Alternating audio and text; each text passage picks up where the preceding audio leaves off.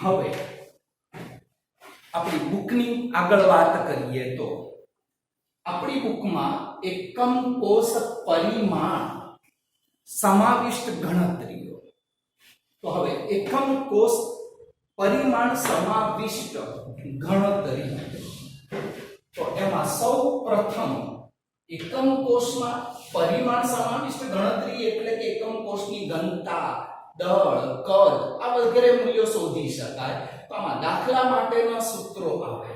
હવે એમાં તમારે એકમ કોષની ઘનતા શોધવાનું સૂત્ર છે એ તારવવું છે.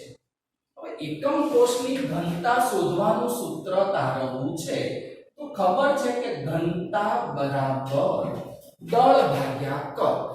મારે એકમ કોષની ઘનતા શોધવી હોય તો એકમ કોષનું દળ અને એકમ કોષનું કદ શોધવું પડે.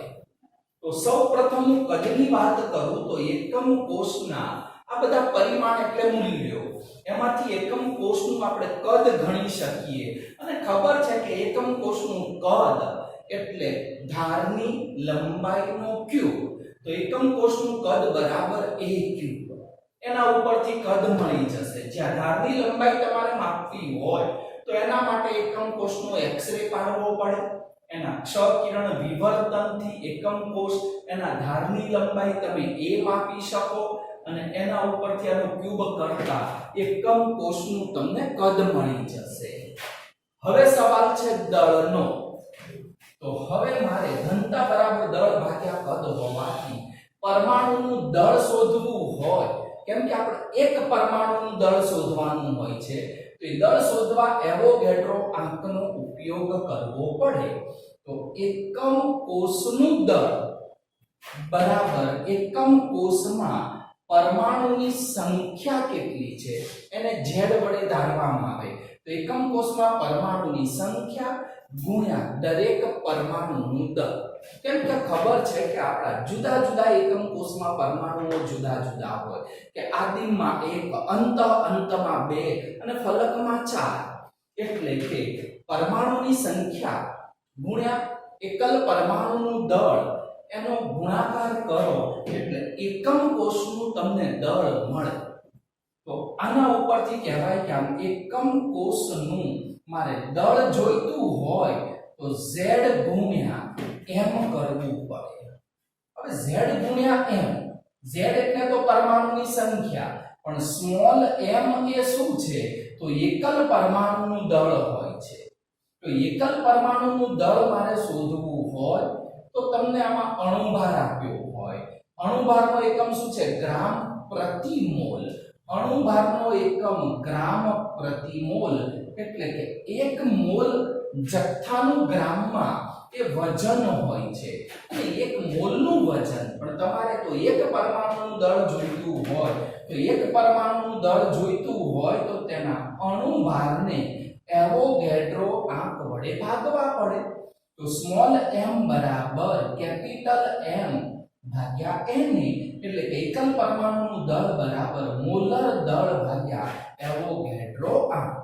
સ્મોલ m નું આ મૂલ્ય અહીંયા મૂકી દઉં તો એકમ કોષનું મને દળ પ્રાપ્ત થાય કે z ગુણ્યા સ્મોલ m એટલે capital M by Na.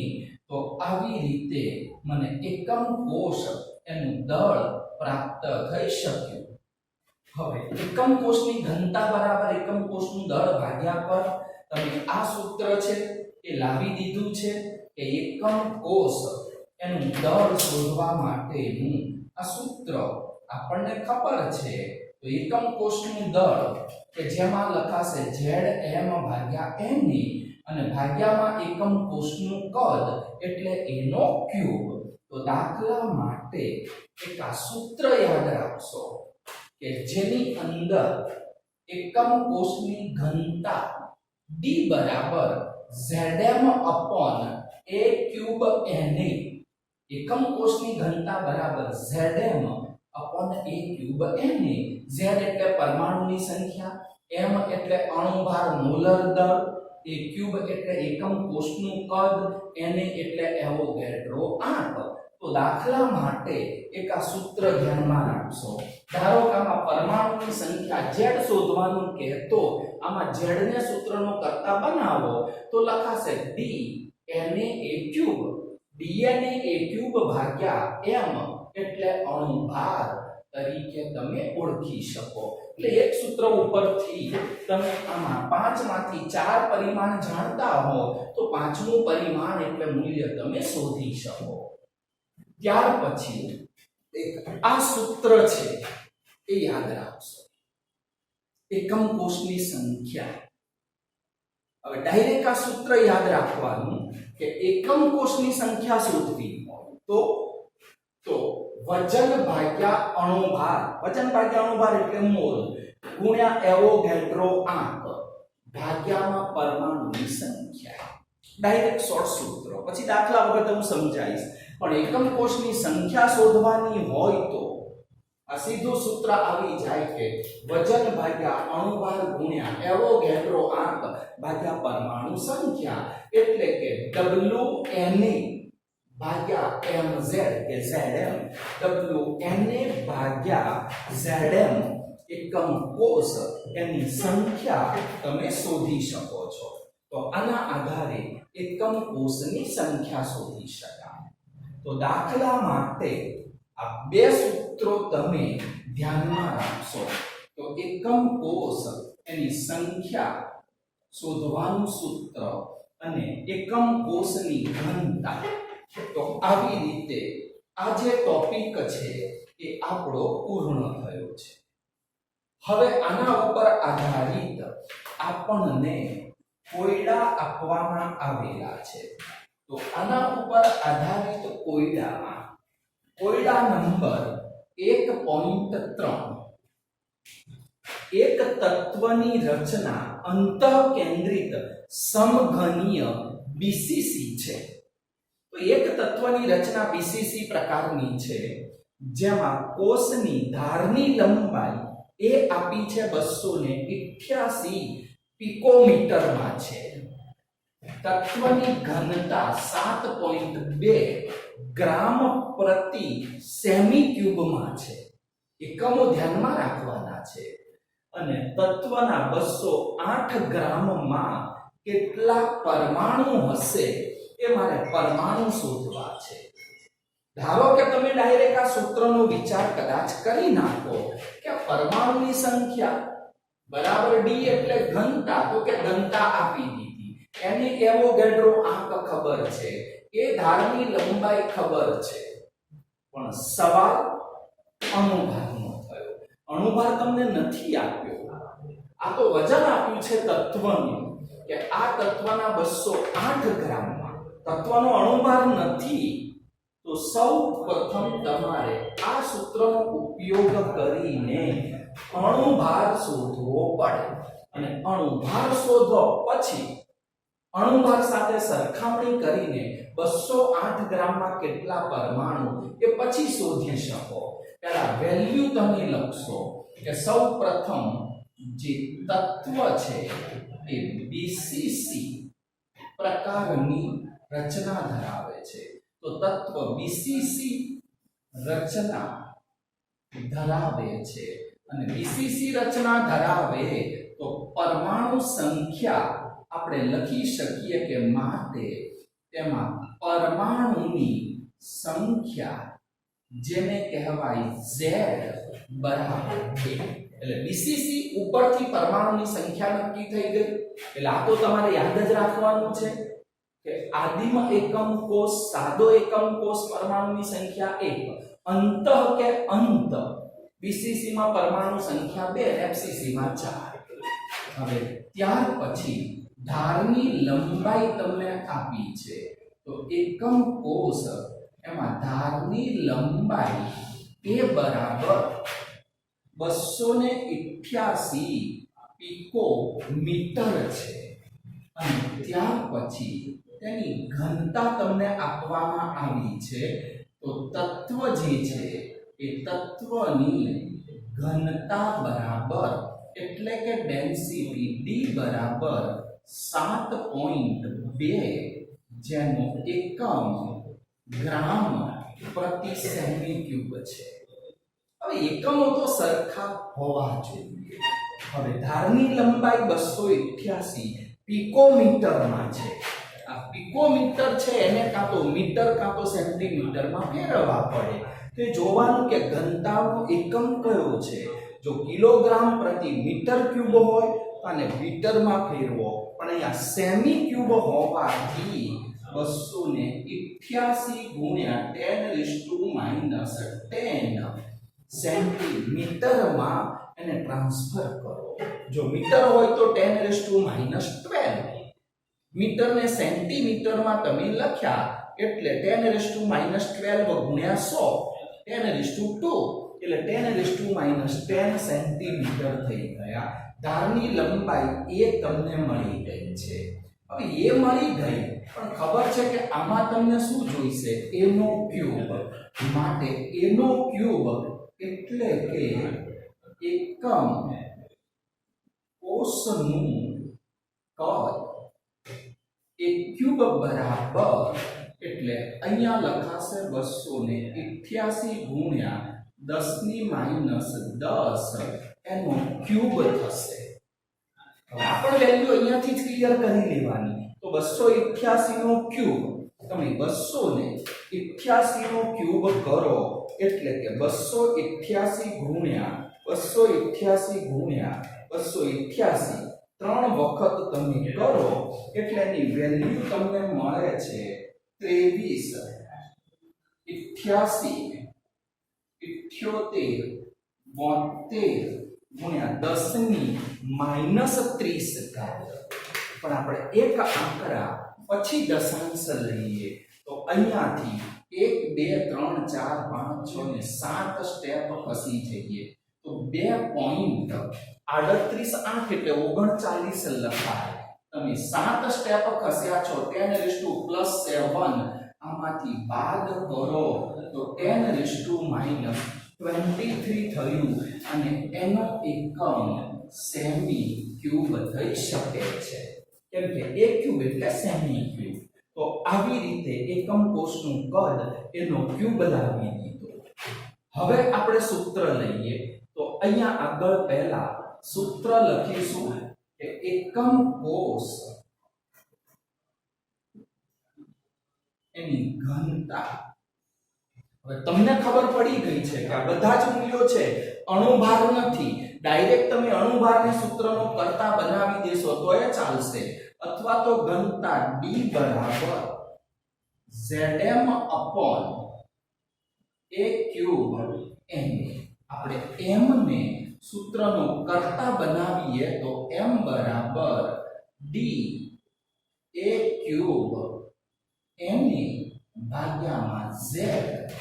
D એટલે ઘનતા, તો તમને એકમ કોષની ઘનતા આપી છે 7.2 ગુણ્યા એનો ક્યુબ 2.39 ગુણ્યા 10⁻23 ગુણ્યા એવોગાડ્રો આંક 6.022 ગુણ્યા 10�23 ભાગ્યામાં z પરમાણુની સંખ્યા BCC માં 2, જેના આધારે તમને m નું મૂલ્ય પ્રાપ્ત થઈ શકે છે. +23 - 23 એ તો જતા રહેશે, માટે 7.2 ગુણ્યા 2.39 ત્યાર પછી ગુણ્યા 6.022 આ ત્રણનો ગુણાકાર કર્યો, એ જે ગુણાકાર મળ્યો એના ભાગ્યામાં 2 કરતા તમને વેલ્યુ જે પ્રાપ્ત થઈ છે એ 51.81 પ્રાપ્ત થઈ શકી. તો આ અણુભાર તમને પ્રાપ્ત થયો ગ્રામ પ્રતિ મોલ એકમમાં. તો આ તમને અણુભાર પ્રાપ્ત થઈ ગયો. એટલે તમે પહેલા અણુભાર શોધો. હવે તમને શું જોઈએ છે? તો તત્વના 208 ગ્રામમાં કેટલા પરમાણુ. હવે અણુભાર એટલે શું છે? તો અણુભાર એટલે ગ્રામ પ્રતિ મોલ. ગ્રામ પ્રતિ મોલ એટલે 1 મોલ. 1 મોલ એટલે 6.022 ગુણ્યા 10⁻23. તો 1 મોલ એનું વજન કેટલું? તો કે 51.81 81 ગ્રામ આનું અર્થઘટન થયું એટલે કે આનું તમે અર્થઘટન કર્યું અણુભારનું આના ઉપરથી તમે કહી શકો કે ગ્રામ પ્રતિ મોલ એટલે 1 મોલ એટલે એવોગેડ્રો આંક જેટલા પરમાણુ આટલા પરમાણુનું વજન આટલા ગ્રામ હવે તમને તો શું જોઈએ તત્વના 208 ગ્રામમાં કેટલા પરમાણુ તો આને ઉલટાવી નાખો તો કહી શકીએ કે માટે 51.81 ગ્રામ હોય તો આટલા વજનમાં 6.022 ગુણ્યા 10 ની 23 પરમાણુ હોય તો આપણી પાસે વજન છે તો અહીંયા આગળ માટે 208 ગ્રામ વજન હોય તો એમાં પરમાણુની સંખ્યા કેટલી માટે લખી શકીએ કે અહીંયા આગળ 208 ગુણ્યા 6.022 ગુણ્યા 10 ની ઘાત 23 એના ભાગ્યામાં 51.81 એનો ભાગાકાર કરીએ તો આપણને પ્રાપ્ત થાય છે 24.17 જેવો એટલે કે 24.17 પાછળ છે 6 એટલે અહીંયા 8 પણ કરી શકો 10 ની ઘાત આ ગુણ્યા આ કર્યા 10 ની ઘાત કેટલી રહેશે 23 જ એટલે આટલા પરમાણુ એની સંખ્યા તમને પ્રાપ્ત થઈ શકે છે એટલે કે 24.17 ગુણ્યા 10 ની 23 પરમાણુની સંખ્યા પ્રાપ્ત થઈ શકે તો આવી રીતે તમે 208 ગ્રામ એમાં પરમાણુની સંખ્યા શોધી શકો છો આમ સમજીને આ કોયડો તમારે ગણવો પડે અંતઃ કેન્દ્રિત એટલે BCC એમાં પરમાણુની સંખ્યા Z બરાબર 2 ધારની લંબાઈ આપી છે પણ પિકોમીટરમાં છે અને ઘનતાનો એકમ છે એમાં સેમી છે પિકોમીટરને સેન્ટીમીટરમાં લખી નાખો પણ એના ઉપરથી એકમ કોષનું મને પદ a ક્યુબ જોઈએ તો પછી આ ધારની લંબાઈ a નો ક્યુબ કરી નાખ્યો અને a ક્યુબ કરતા આપણને અહીંયા 2.39 10 ની -23 સેમી ક્યુબ એ તમને એકમ કોષનું કદ મળી ગયું ઘનતા તમને આપેલી છે હવે ઘનતા વાળું આપણું આ સૂત્ર છે જેના આધારે તમે અણુભાર શોધો તો મોલર દળ તમને પ્રાપ્ત થયું ગ્રામ પ્રતિ મોલમાં એટલે કે 1 મોલ એનું વજન આટલું એટલે કે એવોગેડ્રો આંક જેટલા પરમાણુનું વજન થયું ઉલટાવી નાખો કે 51.81 ગ્રામે આટલા પરમાણુ તો 208 ગ્રામે પરમાણુની સંખ્યા કેટલી આની સાથે આ કોયડો તમારો પૂર્ણ થયો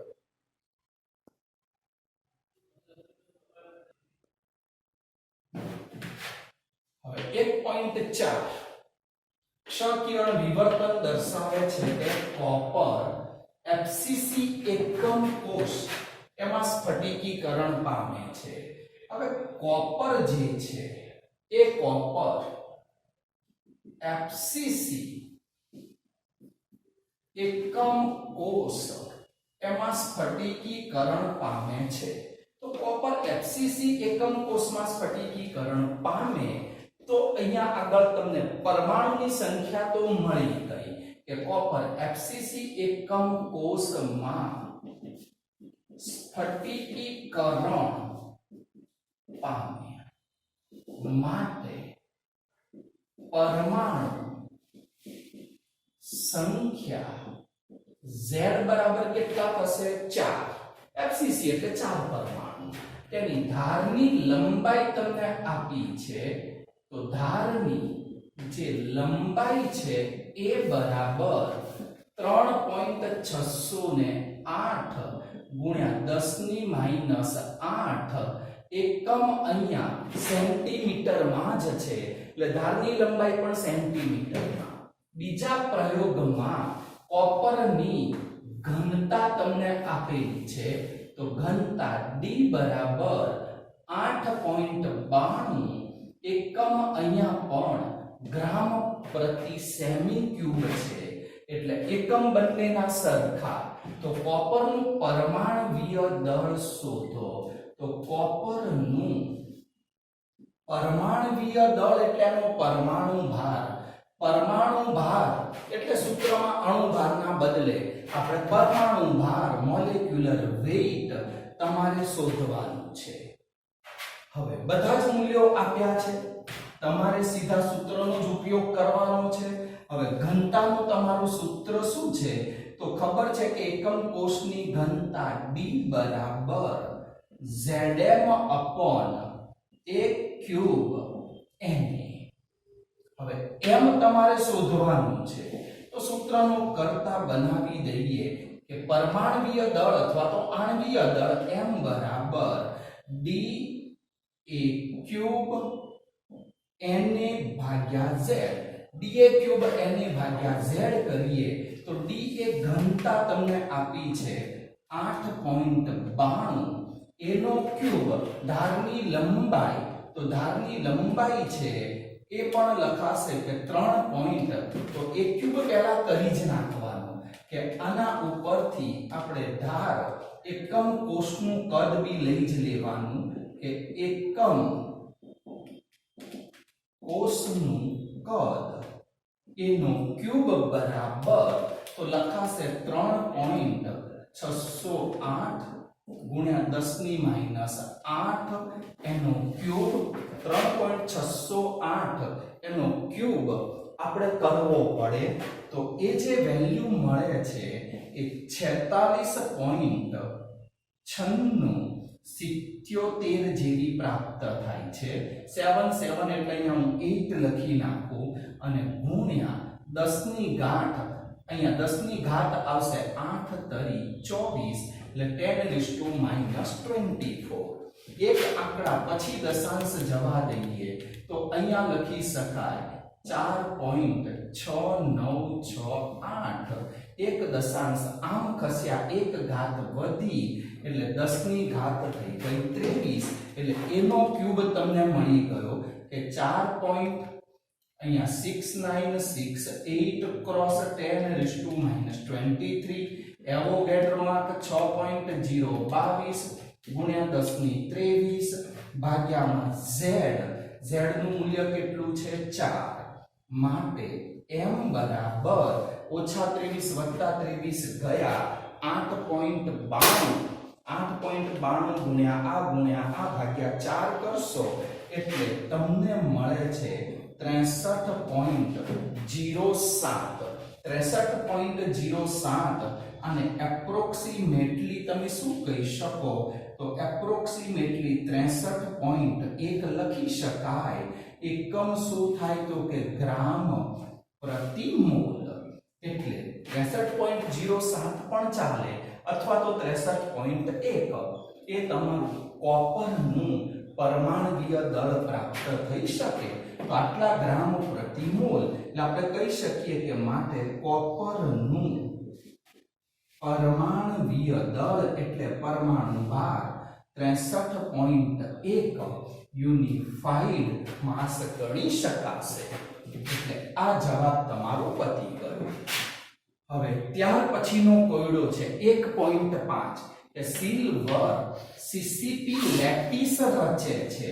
તો સિલ્વર છે એ સિલ્વરમાં સીસીપી એટલે શું? એફસીસી. અને સીસીપી લેટિસ રચે અને સીસીપી લેટિસ રચે માટે પરમાણુ સંખ્યા z બરાબર કેટલા લેશો તમે? 4. સીસીપી લખે કે એફસીસી, પરમાણુ સંખ્યા 4 ફિક્સ થઈ ગઈ. તેના સ્ફટિક એક્સ-રે કિરણોનો અભ્યાસ દર્શાવે છે કે એકમ કોષ એના ધારની જે લંબાઈ છે એ બરાબર, તો ધારની લંબાઈ 408.6 પણ અહીંયા પાછી આપી છે પિકોમીટરમાં. તો અહીંયા તમારે પરમાણ્વીય દળ પણ આપેલું છે કે Ag સિલ્વર એનું પરમાણ્વીય દળ એટલે કે મોલેક્યુલર વેઇટ 107.9 યુનિફાઈડ માસ. તો 107.9 યુનિફાઈડ માસમાં આપ્યું છે. શોધવાનું શું છે? તો સિલ્વર એની ઘનતા તમારે શોધવાની છે. હવે સિલ્વરની ઘનતા પણ તમને ખબર હોય કે ઘનતાનું એકમ શું હોય? ગ્રામ પ્રતિ સેમી ક્યુબ. તો અહીંયા પણ પિકોમીટર છે. આ પિકોમીટર 408.6 એને પિકોમીટરમાંથી સેન્ટીમીટરમાં ફેરવવા માટે 10⁻10 વડે ગુણવા પડે. વધુમાં તમને એ પણ ક્લિયર છે કે ધારની લંબાઈ a છે, પણ તમને શું જોઈએ છે? તો કે એકમ કોષનું કદ એટલે કે a નો ક્યુબ. તમારે દરેક જગ્યાએ a આપ્યું હોય ધારની લંબાઈ તો a નો ક્યુબ અલગ જ શોધી નાખવાનું. એટલે લખી શકીએ કે 408.6 ગુણ્યા 10⁻10 એનો ક્યુબ 408.6 એનો ક્યુબ તમારે કરવાનો છે. એટલે 408.6 ગુણ્યા 408.6 ત્રણ વખત તમે ગુણી નાખો એટલે એનો ક્યુબ તમને મળે છે કે જેમાં 68 21 73 88.056 છે. એટલે ચાલે 10⁻30. અને એક આંકડા પછી હું લખું તો લખાશે માટે એકમ કોષનું કદ એ ક્યુબ બરાબર તમે અહીંયા 1 2 3 4 5 6 ને 7 સ્ટેપ ખસો છો 6 પોઈન્ટ અહીંયા લખી શકાય 82 ગુણ્યા 10⁻23 ઘાત. અહીંયા એકમ છે આપણો સેમી, એના ક્યુબ કર્યો એટલે સેમી ક્યુબ થઈ શકે છે. એટલે જ્યાં તમારી ધારની લંબાઈ હોય ને ત્યાં એ ઉપરથી એનો ક્યુબ કરી જ નાખવાનો એટલે ડાયરેક્ટલી થઈ જાય. હવે તો આપણે ઘનતા શોધવી છે તો અહીંયા લખી શકાય કે માટે સિલ્વરની ઘનતા અથવા એકમ કોષની ઘનતા. તો સિલ્વરની ઘનતા D બરાબર ઘનતા વાળું સૂત્ર તમારે યાદ રાખવાનું ખાસ કે Zm upon a ક્યુબ એને Z સિલ્વર CCP એટલે FCC પરમાણુની સંખ્યા 4 m એટલે એનો પરમાણુ ભાર 107.9 ભાગ્યામાં a નો ક્યુબ 6.82 ગુણ્યા 10⁻23 એવોગેડ્રો આંક 6.022 ગુણ્યા 10⁻23. અહીંયા -23 + 23 એ તો નીકળી જવાના. તો આના ઉપરથી ઘનતા તમારી મળે છે.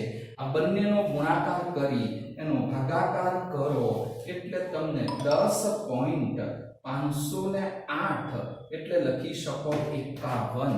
તો 10.51 ઘનતા મળી. ઘનતાનો એકમ ગ્રામ પ્રતિ મિલી અથવા તો ગ્રામ પ્રતિ સેમી ક્યુબ. તો આવી રીતે તમે ઘનતા છે એ શોધી શકો. તો ચોથો અને પાંચમો કોયડો પણ તમારો પૂર્ણ થઈ ગયો. એટલે 3 કોયડા પૂર્ણ થયા. હવે લખાણ સંબંધી પ્રશ્નો છે એ તમે હોમવર્કમાં કરો છો અને ના આવડે મને તમારે કહેવાનું છે. તો આના પછી લખાણ સંબંધિત પ્રશ્નો કેમ કે થોડી જાતે કરવાની પણ ટેવ હવે પાડવી પડશે કે લખાણ સંબંધી પ્રશ્નો એની અંદર દાખલા પણ આપેલા છે. એટલે એમાં 4 કોયડા છે અને ના આવડે હું તમને ગણાવવાનો છું પણ જાતે ગણવા ટ્રાય કરવાનો. એટલે લખાણ સંબંધિત પ્રશ્નો 1.13 થી 1.17 સુધીના છે એ પણ તમે જાતે હોમવર્કમાં લખવાના છો. તો અહીંયા સુધી તમારો આ ટોપિક છે એ પૂર્ણ થયો. તો આજે 3rd લેક્ચર થયું જેમાં એકમ કોષની ઘનતાનું સૂત્ર અને આ 3 કોયડા એ આપણા બુકનો પોઈન્ટ થઈ ગયો. હવે આની સાથે આ ચેપ્ટર આપણું અડધું પતી ગયું છે. સમજો છો ને હું શું કહેવા માંગુ છું કે આપણું અડધું ચેપ્ટર પૂર્ણ થયું છે. હવે બાકીનો અડધો ભાગ એક ક્ષતિઓનો આવવાનો છે. એટલે અહીંયા સુધી ચેપ્ટરનો એક વિભાગ પૂર્ણ થયો. બધા જ MCQ પણ અહીંયા સુધીના તમારે ચેક કરવા પડે. એટલે આ લેક્ચર અહીંયા આપણું પૂર્ણ થયું. ઓકે.